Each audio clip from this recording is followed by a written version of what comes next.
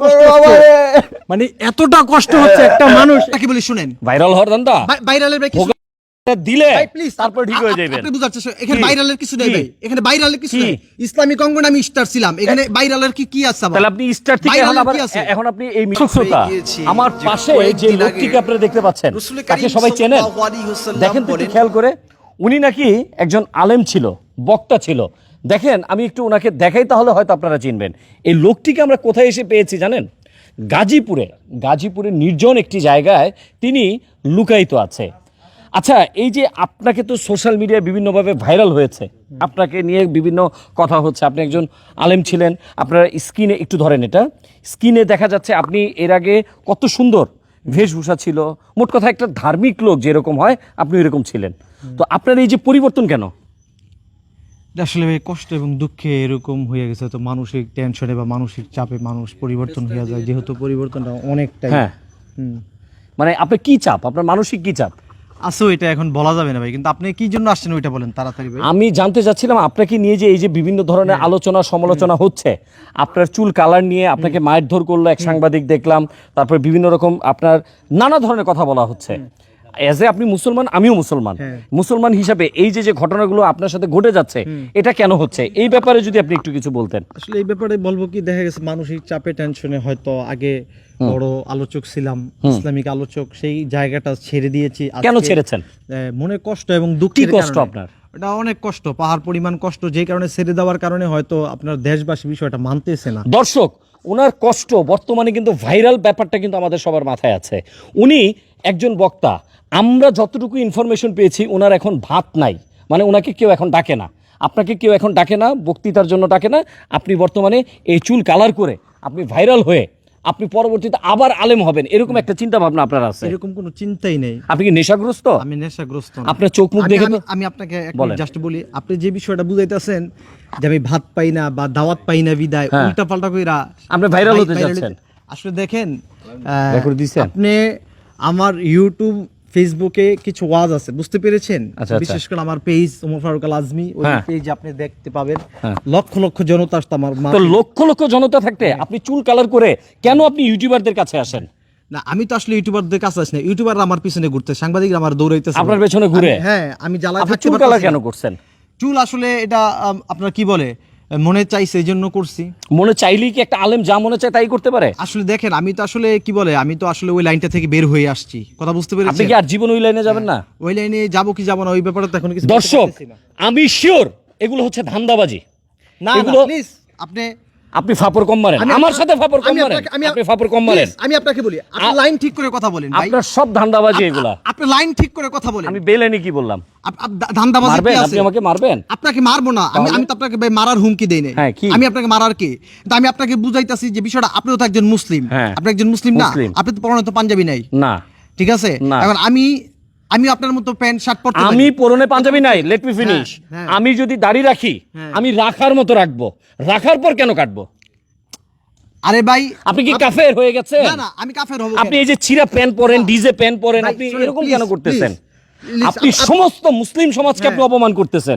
আমি আপনাকে একটা বিষয় বুঝাই ভাই, বলেন। মানসিক ডিপ্রেশনের কারণে আমার প্রবলেম থাকে। আমার বলেন আপনার প্রবলেম কি? আপনি মুসলিম, শুনেন আপনার এই ভিডিও সমস্ত প্রবাসী ভাইরা দেখবে। উনি যদি আর্থিক কোনো সমস্যায় থাকে আমরা দেখব, উনি যদি কোনো ধরনের ডিপ্রেশনে থাকে ইনশাআল্লাহ আমরা আপনার পাশে থাকবো, এজ আলেম যদি আপনি হয়ে থাকেন। কিন্তু আপনি এরকম জালেম হইলেন কেন ভাই? আমি আপনাকে বলি শুনেন, ভাইরাল হওয়ার ধান্দা, ভাইরালের ভাই ভোগার ভিতরে কয়টা দিলে তারপর ঠিক হয়ে যাবে। আপনি বুঝাচ্ছেন এখানে ভাইরালের কিছু নেই ভাই, এখানে ভাইরালের কিছু নেই। ইসলামিক অঙ্গনে আমি স্টার ছিলাম, এখানে ভাইরালের কি আছে আবার? তাহলে আপনি স্টার থেকে এখন আপনি এই মিডিয়া জগতে কেন ঢুকতে চাইলেন? মিডিয়া জগৎ ভাত পান না? ইসলামী জগতে ভাত নাই? ইসলামী জগতে ভাত পাবো না কেন? এটা কোন কথা বললেন? আলেম কি না খায় রইছে নাকি? তাহলে আপনি কেন এই লাইনে আসলেন? আমার মন চাইছে, আমি এটা আমার ব্যক্তিগত একটা বিষয়। আপনার মন চাইছে, আপনি কেন মিডিয়ার সামনে আসতেছেন সেটা বলেন। আপনি আলেমদের কেন ছোট করতেছেন?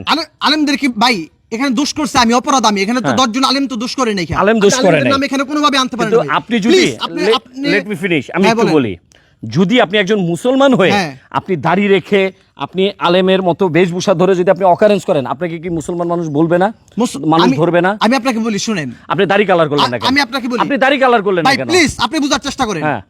আমার মন চাইছে এজন্য আমি চুলে কালার করছি, আমার মন চাইছে আমি ওয়াজ মাহফিল ছেড়ে দিয়েছি, আমার জন্য 10টা আলিমকে আপনি গালি দিবেন আমার না। মন চাইবো আপনার মাইর দিব 1%। আমার এখন মন চাইলে আপনার মাইর দিব আমি প্লিজ Stupid। আপনি ঠান্ডা চুপ মাথায় কথা বেটা বলছেন। ফাজিল। আমি ঠান্ডা মাথায় কথা আবার বলার চেষ্টা মানে করেন। ফাইজলামি কেন শুরু করছো? বললাম তো। দর্শক, আমি আপনাদেরকে বলছি এগুলো হচ্ছে সব ভাইরাল হওয়ার ধান্দা। তাহিরিকে আপনারা চিনেন, এক কাপ চা খেলে ভাইরাল হয়ে যায়।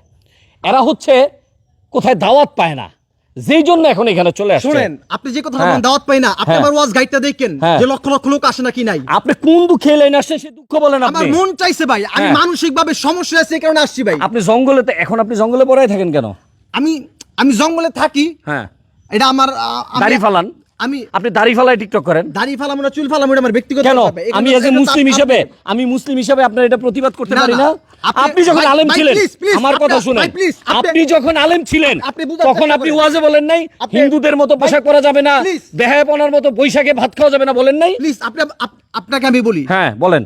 আপনি যদি এতই আপনার ভিতরে যদি দরদ থাকে হ্যাঁ। আমার ব্যাপারে, আপনি হ্যাঁ। ঠান্ডা মাথা আমাকে বুঝাবেন। বলেন, আসেন ঠান্ডা মাথায় বলি। উত্তেজিত না হবেন বলেন, না। আমি উত্তেজিত আপনার হচ্ছি না। উত্তেজিতের মাধ্যমে আচ্ছা আমি সরি, ই করব না। আমি সরি টু সে, আমি আপনার কাছে ক্ষমা চাচ্ছি। আপনার দুঃখটা বলেন, আমাদের প্রবাসী ভাইয়েরা সবাই আপনাকে হেল্প করবে। আমি আপনাকে বলি, বলেন।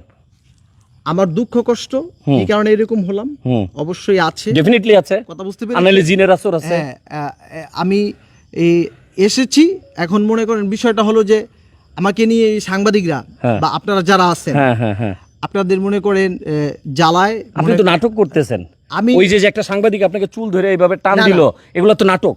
এগুলো আপনার আগে বলা হয়েছে। ভাই আমি আপনাকে বলি, শুনেন, বলেন, আমার কাছে রেকর্ড আছে, না, না, record আপনি ভাইরাল ভাই, হতে চাইছেন। please, আমি আপনাকে বলি, আচ্ছা বলেন। ভাইরালের এখানে কিছু নাই। আপনি প্রায় সময় খালি কথাটা বলতেছেন যে ভাইরাল, হ্যাঁ, হ্যাঁ, ভাইরালের এখানে কিছু নাই, হ্যাঁ। কথা বুঝতে পেরেছেন? হ্যাঁ। আমার ডিপ্রেশন ছিল, মনে কষ্ট ছিল, এই জন্য আমি কি কষ্ট আপনি বলেন তো? এক মিনিট বলেন, প্লিজ। বলেন, হ্যাঁ, বলেন। ওয়াজ মাহফিল এবং ইসলামী অঙ্গন মাদ্রাসা মসজিদ ছেড়ে আমি একটা সাধারণ কাতারে চলে আসছি। এটা সাধারণ কাতার?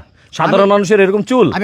আমি আপনাকে বলি প্লিজ, সাধারণ কাতারে চলে আসছি, কিন্তু বিষয়টা যে এত বড় ইফেক্ট হবে এটা আমি বুঝি নাই, হ্যাঁ। কথা বুঝতে পেরেছেন? হ্যাঁ। এখন এটার জন্য আপনি আমার সাথে উত্তেজিত হইতে পারেন না আচ্ছা ভাই। ঠিক আছে, আপনি ভুলটা কি বুঝতে পারতেছেন ভাই? হ্যাঁ, আমি- আপনার যে ভুল এটা কি আপনি বুঝতে পারতেছেন? হ্যাঁ, আমি এখন মানুষ তো অবশ্যই- ভুল করে না? হ্যাঁ। হ্যাঁ হ্যাঁ, হ্যাঁ। ইহুদি থেকে মুসলমান হয় না? হ্যাঁ, হয়। হয় না? হ্যাঁ। আর যার অবনতি হয় সে মুসলমান থেকে ইহুদি হয় না? অনেকে আছে হ্যাঁ, হ্যাঁ, হয়। ভিসা পাওয়ার জন্য, টাকা পাওয়ার জন্য, অনেকে ভালো থাকার জন্য।